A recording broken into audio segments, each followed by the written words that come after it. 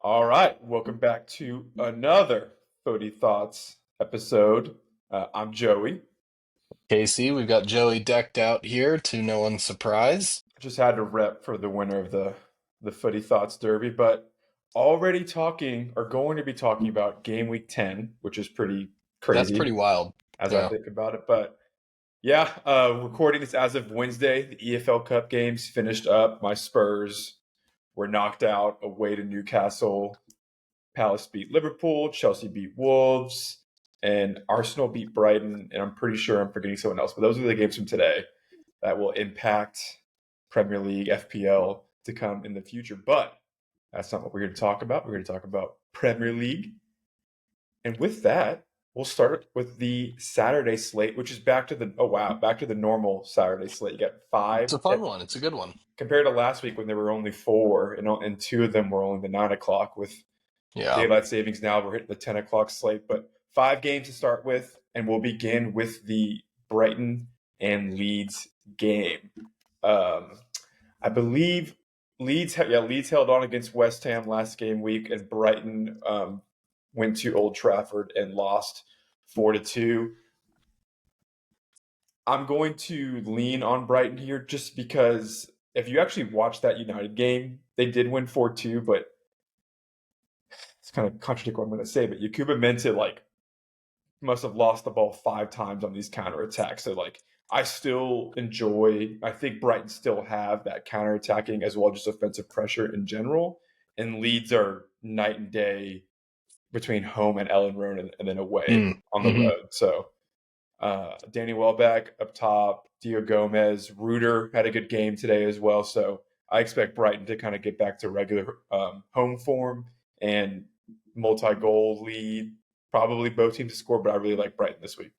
Yeah, I'm with you on that. I think the main point here is the Leeds away from home versus at Ellen Road. I think that's the biggest thing for them because it's a fun club to follow and they play very attacking soccer. They play very entertaining soccer, which is great for viewership, but when you play that style and you have good players that can execute that style, that leads to your home form being way better than your away form, especially when you go up against tough matchups. And this just screams to me like one of those things where it's, Brighton are one of those proven, steady PL teams that, regardless of injuries, regardless of blah, blah, blah, they will be competitive in the Premier League and they will win games.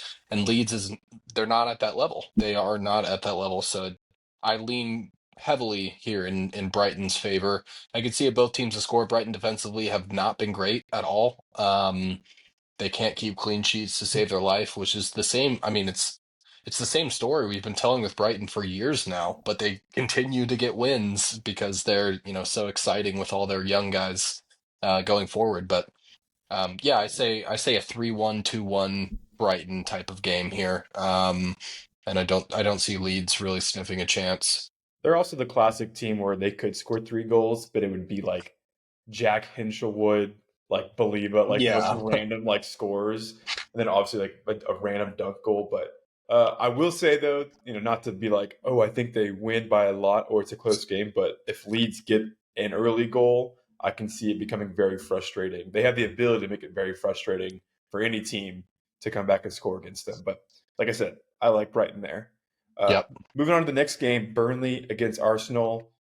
Burnley won away to Wolves, and it actually probably was the most fun game to watch on Saturday. Just the closest game, even though because United was up 2-0, I think 3-0, and then Brighton started to come back. But the Burnley Wolves game was a fun back and forth, classic six Huh. pointer early on in the season. Classic us last episode being like, blah, 0-0, 1-1, blah, disgusting game. I knew and, it. I had 4 goals in the first half. I and knew it. speaking, yeah, with what was the over under like two? I think you said it Yeah, it was. was 2.0. The over-under that Vegas set was 2.0. Disgusting. And of And course, then it's smashed. random striker Fleming for Burnley with a brace in the first half or goal and assist. Well, anyways, Burnley at home against Arsenal. Arsenal won 1-0 at home to Palace. And what we also correctly predicted, but this time got it correct, was a boring game. Uh, kind of the same thread with Leeds here is that Burnley turf more. It's not the same as Leeds as home and what kind of atmosphere there is there. Um, I obviously am still going to choose Arsenal to win this game, but Burnley, kind of similar to Sunderland, are going to big teams or at least middle table teams and going after it. At least I don't expect. Um, I don't expect him to hide from the Arsenal team. However, I expect Arsenal just to naturally dominate that game and make it seem like Burnley will sit back. But um, this is coming from someone who has triple Arsenal defense in FPL. But I think Burnley get a goal in this game. Still think Arsenal win, but I do think Burnley score. Yeah, I think that's fair. This a lot of, I've done a lot of complaining about Arsenal recently, which is still valid. They play a really crap, form of soccer, at least for the neutral viewer. Um, but I do think they absolutely dominate this game. And I think the key in here, one is Saka being fully back to being Saka. But two, I think the new guys absolutely steamroll. I think Gyökeres and Eze absolutely steamroll in this game. I don't think that Burnley gets a goal. I think this is a classic Arsenal 3-0, 4-0, maybe even 5-0. They've done it, the last game they played at Burnley was 5-0. I'm not really going off of that, but I do think that from the way that Arsenal plays, whenever they're it's matchup by matchup with Arsenal. There are a lot of ones where it's like, oh, this is going to be the most ratty 1-0 Arsenal win ever, where like the game will end with a total of 8 shots or something like that, and it's just awful viewership. But I don't really see this one being that way.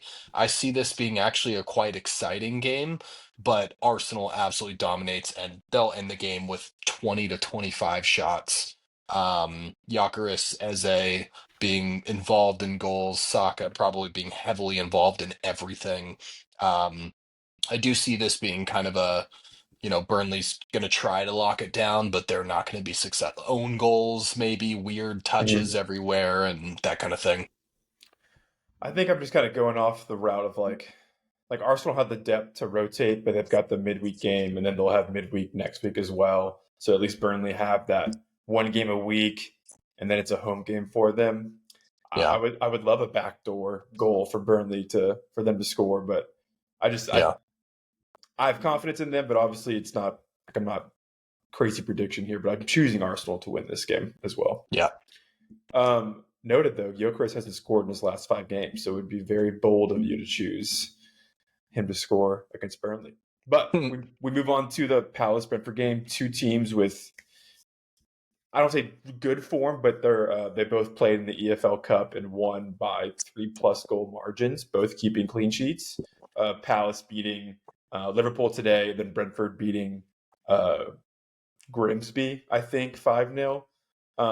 My bees also beating Liverpool. Dang, how about that? Brentford beating Liverpool on the weekend, Palace beating Liverpool today, and now they play each other. Okay. Yep, yep, Palace at home. I'm gonna kind of feed off that midweek vibe again because Palace has EFL Cup and has Europe. Brentford had the midweek. Very similar to a few weeks ago where Palace probably they played Bournemouth. It was a 3-3 game. Um, what I'm saying is I just think tired legs, teams in good form. Mateta's fully healthy. Sarr with a brace today as well. You've got Thiago for Brentford fully clicking. And like both these teams don't have that depth to fully rotate. I think this could be a very fun open me game. too. But then again, you Yeah, have two managers who are Glasner is definitely very tactical, and just because he's attached to Brentford, I assume the manager for Brentford's very tactical. So this could be one of those kind of exact opposites where, like, hey, let's just bunker in, you know, prioritize getting a point here, even though with Palace being at home, them going in, even the fans like, oh, we have Brentford, this should be an easy 3 points. I could see this game getting mucky in a way, yeah. you know?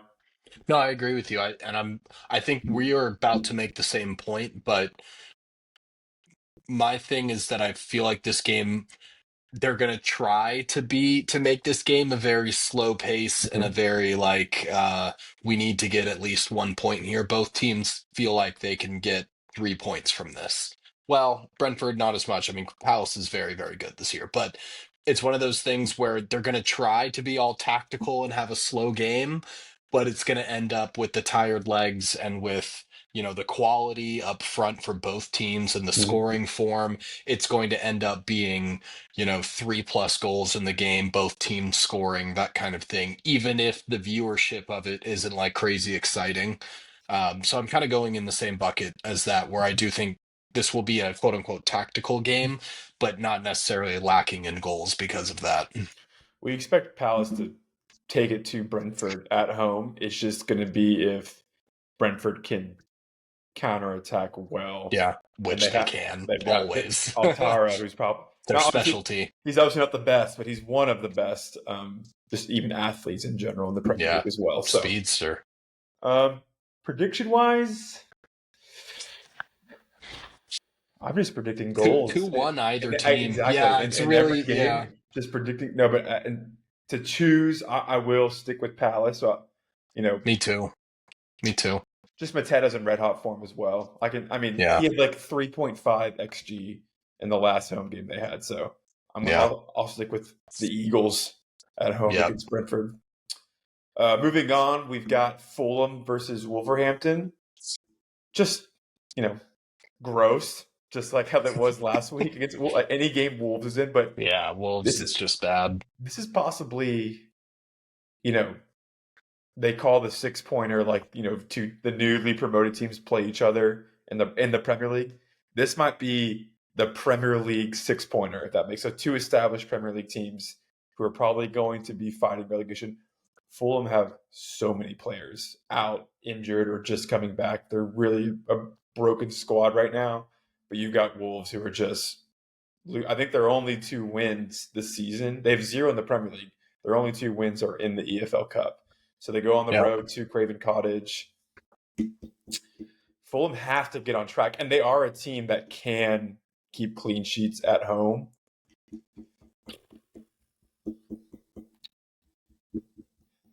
I think I'm still going to go with the draw because Wolves showed they could score goals. I know they're away from home, but with these injuries that Fulham have, I think Jimenez got hurt midweek. Robinson's out. Anderson's out. Um, I always get them mixed up, but Harry Wilson or Tom Kearney. I always get them like one of those Harry attacking Wilson's out. midfielders for Fulham are out. So they've still got injuries. I'm actually going to stick with the draw on this one. I think Fulham have Wolves have the attacking power, even away from Yeah. home. I don't mind that at all. I see this as a 1-0 Fulham or a 1-1. Um, there's not much more. I mean, Wolves are just really bad, man. It's sad. Not really. I don't really care that much, but Wolves are really fucking bad. I've they've got some interesting players on their team that I've been fans of, when they were on their past team, like John Arias. I really want him to be good. Marshall Munetsi is a boy of mine that I followed when he was at Rain. No, I I don't don't know. know. That's embarrassing. Either way, I know the team. He Rhines, I scored. think. He Yeah, he scored did. last He week. Yeah. did. It's just they're bad though. They're just bad, and I don't see anything in this game. And Wolves has proven to be able to get 1-0, 2-0, 2-1 type of wins. So that would be my prediction here. It's probably a Fulham 1 goal margin win.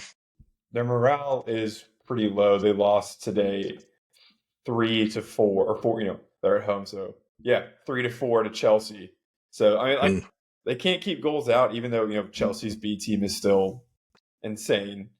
They're still able to score goals. So I think they give. I don't think Fulham's ready to turn some form. Their fans would obviously be looking at this game thinking, "Oh, we're playing Wolves. Like it starts this game." But yeah, yeah. I'm sticking with the draw. Yep. It's fair. Okay, final 10 a.m. game. We have Nottingham Forest at home against Manchester United. Sean Dyche's first few games with Forest, taking on Almarim, who's going to go for his fourth straight Premier League win. They United with Embuemo 2 goals. at home against Brighton last game week, and then Forest did lose to I don't want to say inform because they've been in form all season. Bournemouth, who are in second place, but they've got Krupi Jr. who's stepping in for, Evanison out of nowhere. But I Force at home with Sean Dyche, connect the dots there, sit back and just accept pressure.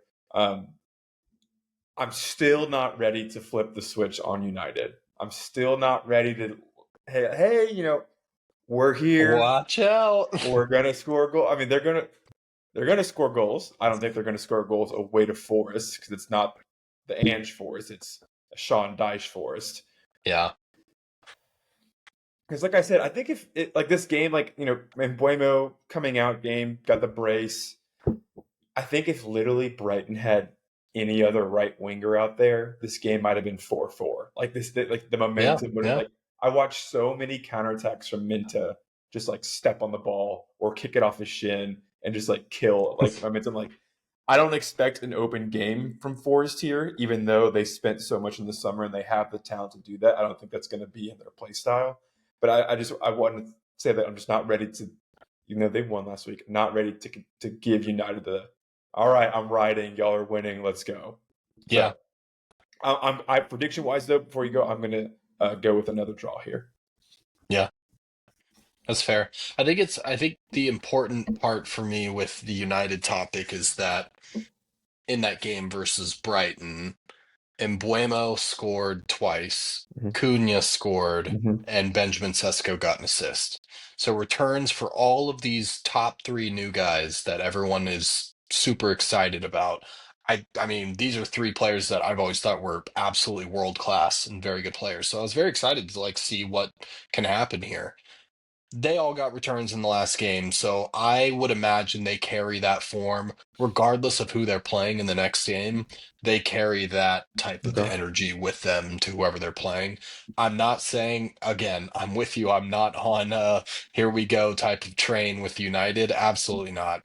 Um, but I do think this is going to be a fun game where Sean Dyche is one of those coaches that has your home form and your away form sort of thing, and it's always leaning home like heavily. Mm-hmm. Um, I'm interested in this game. I think both teams score here. I don't see United keeping a clean sheet, but I do see them scoring between Cunha, Sesko, and Embuemo. I see one of them getting at least one goal. Okay. So yeah, I mean, I don't want to say draw, but it's hard to pick a winner here. I would go like a 2-1 United sort of thing.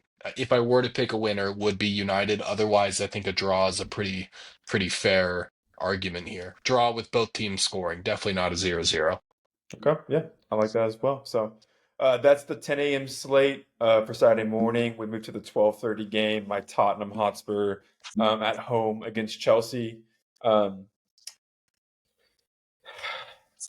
if you remember from last week, my Tottenham fan cycle where it's, oh, I'm finally all in, and then it just goes to shit, and then I'm like, oh, I hate Hmm. my team, and like, oh, we're getting performances we shouldn't.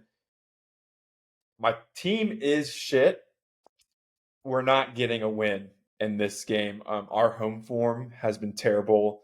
We don't have a striker who can score a goal. Richie had 3 shots on target today against Aaron Ramsdale and couldn't beat him. We got Muwani, who's not playing.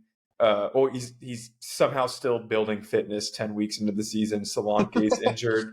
Xavi Simmons can't figure it out. Kudus is Javi's been really disappointing, man. yeah. I'm sorry. It's really the Bundesliga curse because I mean I loved that kid in the Bundesliga, and I'm just sorry.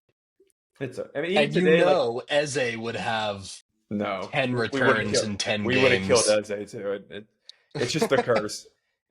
What I took from the Everton, even though we won, we beat Everton 3-0. Like what I took is that if you look Set on foot, pieces. if you look on FootMob, take a screenshot of the top four. It's all like dark yellow ratings, and then like the CDMs and the defenders and goalie, bright green. And so that's like our story.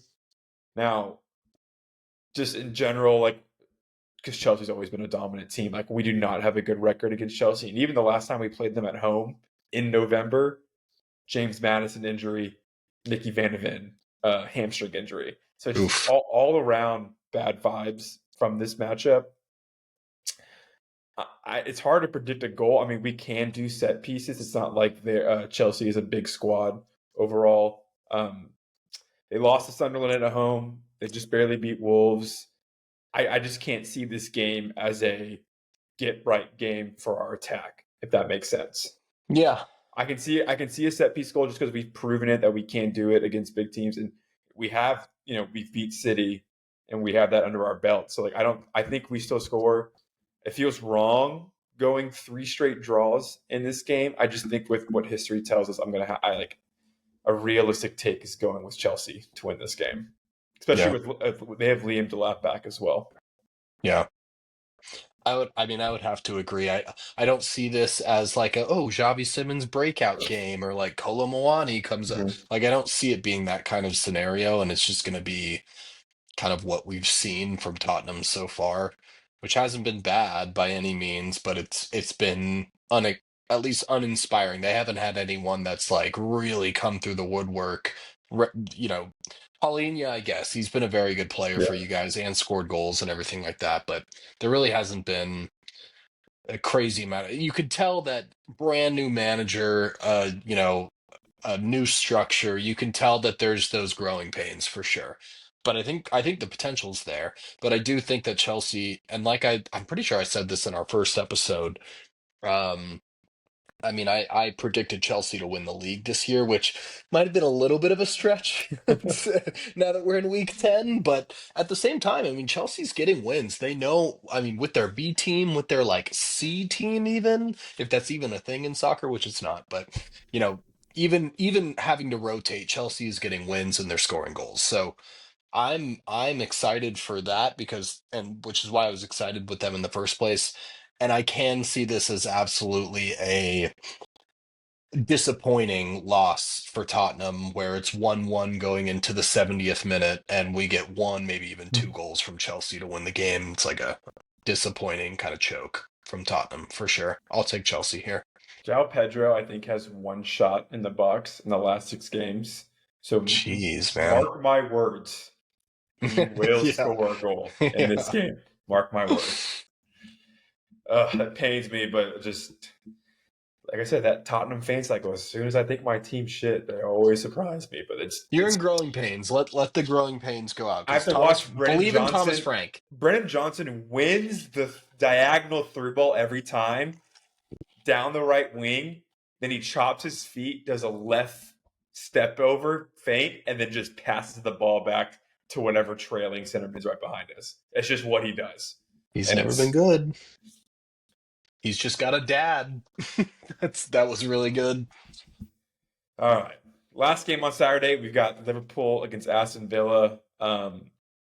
Liverpool in horrible form. Four, Oof, maybe awful. five straight Yikes. losses. I can't even remember against Aston Villa, who I forget they beat City 1-0 Yep. last week. Couldn't be in better form. It is at Anfield, and Liverpool heavily rotated for the EFL Cup game. So I imagine it'll be a pretty full strength lineup.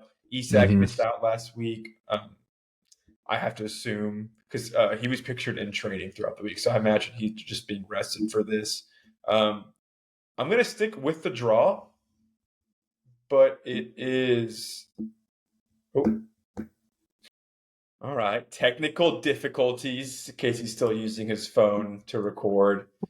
It's somehow better than his laptop, and his dad gave him a call. But anyways, what I was going to say though is that I expect a healthy Isak back for this Liverpool game. Um, I'm actually going to go Liverpool here.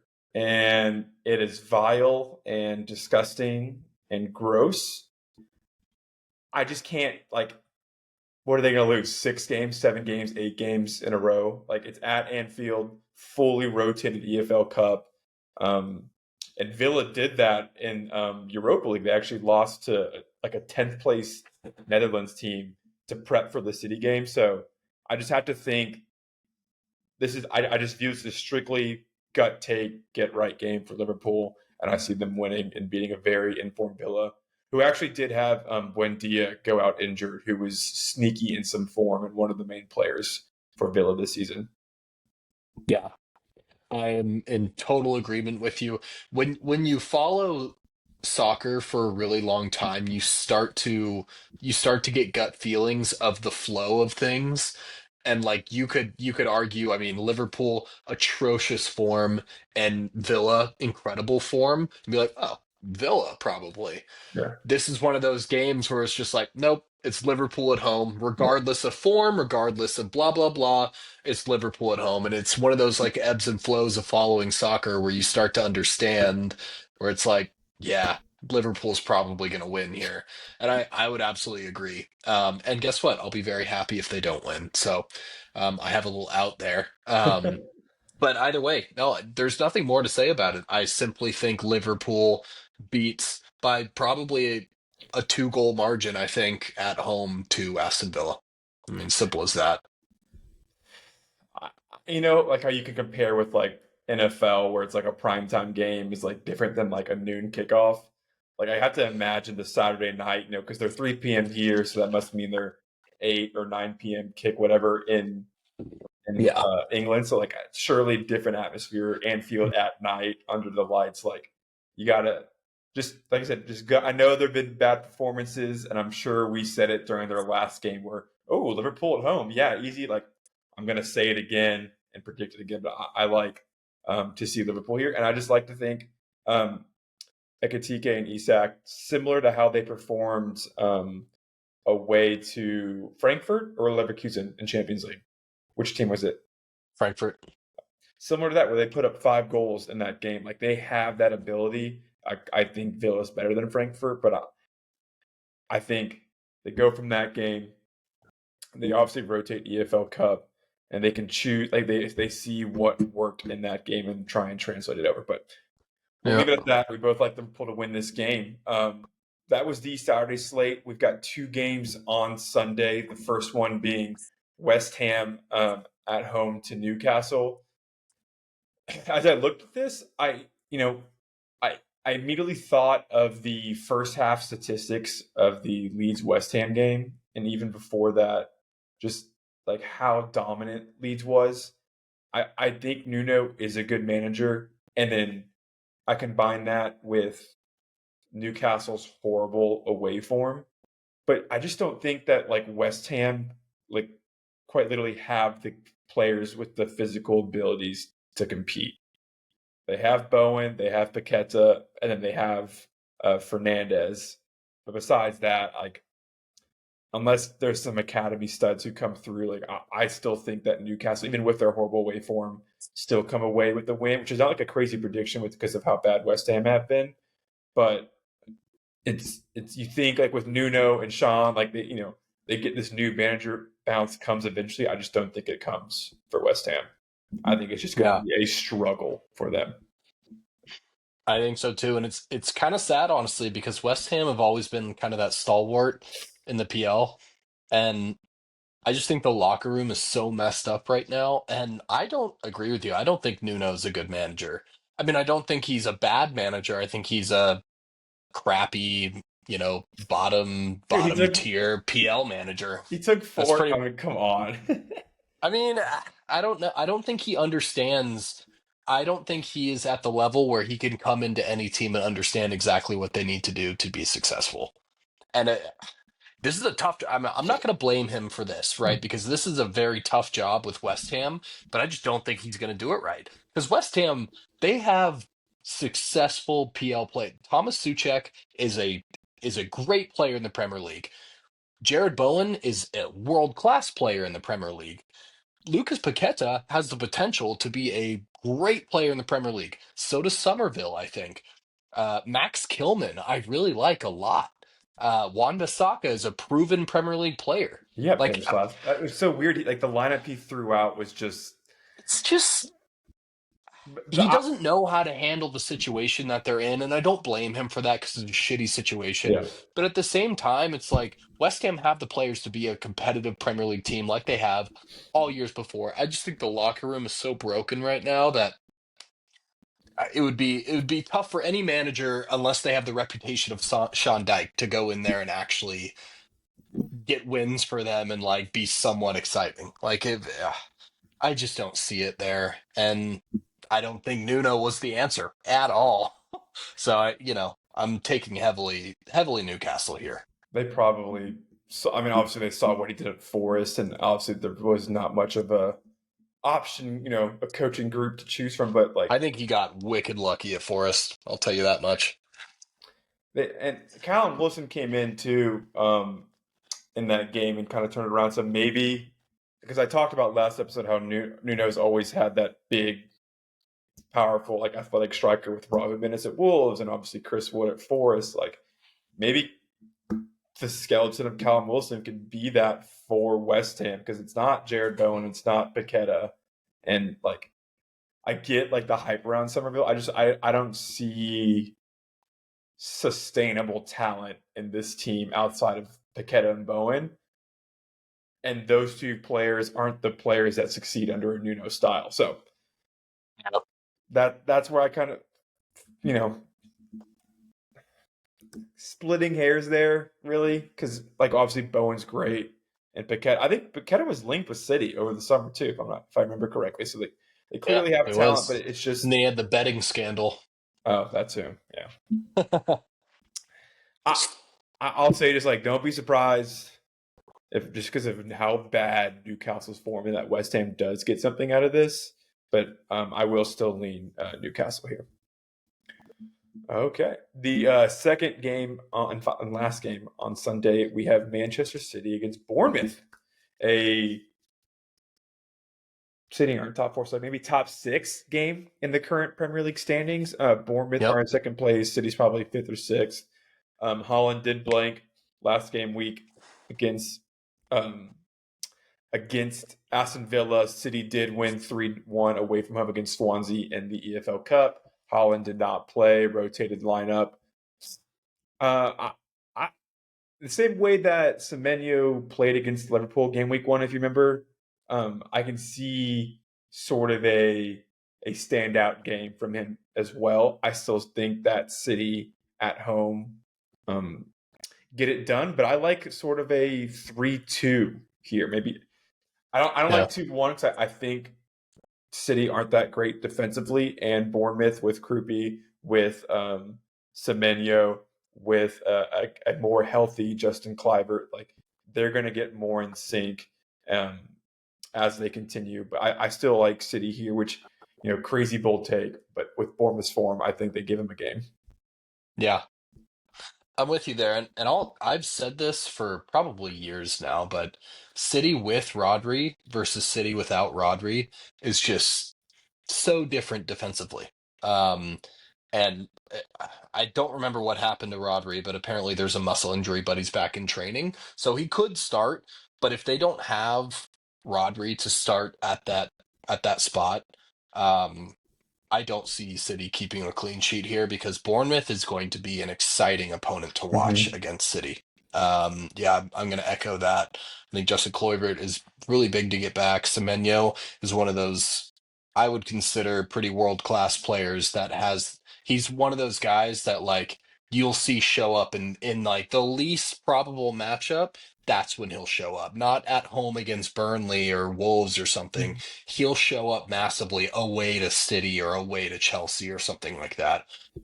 So I agree with you, and we'll see if Krupi, if he gets service, we'll see if he's the real deal here. But um, yeah, I agree. I can't see. I mean, if Rodri starts, that's how big it is for me. If Rodri starts, I they could potentially keep a clean sheet.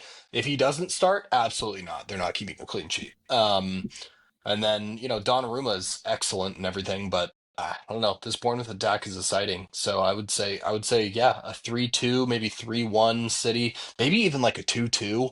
I could see Bournemouth coming out with a surprise point here. Gotcha, because they feel like the kind of team that can get the early goal as well. So then, of course, Sure. you get the other side where like maybe Bournemouth like just bunker in and get that 1-0, maybe like a 2-0 if it's like wide open at the very end. But City have to make sure here to not concede that early goal for those reasons. Besides that, like Holland's gonna look to get back on the score sheet. I mean, he was on a 5 game goal streak, and Vardy's record is 11 with consecutive goals in Premier League matches. you have to imagine that like that is in his sights for this season. Yeah, If he that's a was good ever in point. form, it would be this season. Yeah. Okay, so those are the two games on Sunday. The last game is on Monday. Absolute barn burner here. I'll let Casey lead this one, but it is Sunderland at home to Everton. Sunderland fresh off a win at Sunderland in Stamford fourth Bridge. place. It's fourth place Sunderland against the Jeez. Toffees, fresh off a 3-0 loss to the Spurs. Go ahead, take it away. Yeah. I'm worried. I'll say it like that. I'm worried for this game. Sunderland look like they understand how to do the Premier League. They're not going to they're not going to pull a Leicester in 2015. They're not going to do that. But they look like they know how to stay in the Premier League for a long time. And that's worrisome because Everton struggles against teams like that.